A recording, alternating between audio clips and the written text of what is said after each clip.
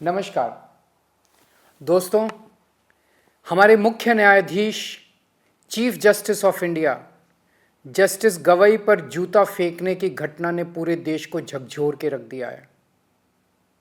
एक शख्स ने हमारे देश के चीफ जस्टिस गवई पर जूता फेंकने की कोशिश की।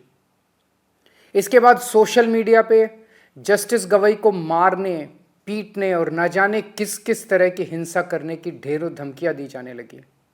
अलग अलग तरीके से उनका अपमान किया जाने लगा। इन लोगों ने ना ही जूता फेंकने वाले के खिलाफ कोई कार्रवाई की और ना ही धमकियां देने और अपमान करने वालों के खिलाफ इन लोगों ने कोई कार्रवाई की। ऐसा लगा जैसे ये सब एक सुनियोजित सिस्टमैटिक तरीके से किया गया एक षड्यंत्र है। इस घटनाक्रम के जरिए इन लोगों ने समाज के दो तबकों को बहुत कड़ा संदेश देने की कोशिश की है, एक दलित समाज और दूसरी न्यायपालिका। जस्टिस गवई दलित समाज से आते हैं। इन लोगों को यह बिल्कुल बर्दाश्त नहीं हो रहा कि दलित समाज से कोई व्यक्ति अपनी मेहनत और लगन से न्यायपालिका की टॉप पोस्ट तक कैसे पहुंच गया। क्या ये इनकी हरकतें दलित समाज को डराने और अपमानित करने की कोशिशें नहीं है? इसके बाद एक आम दलित किससे न्याय की उम्मीद करेगा? क्या इससे दलितों पर अत्याचार करने वालों और उनसे नफरत करने वालों के हौसले बुलंद नहीं होंगे?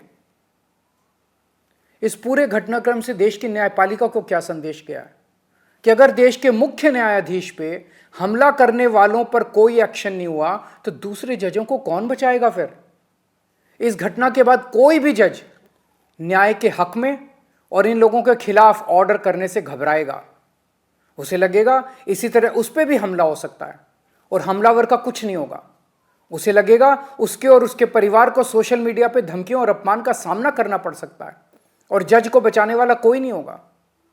क्या यह पूरे देश की न्यायपालिका को डराने और उनको काबू करने का एक षड्यंत्र तो नहीं है?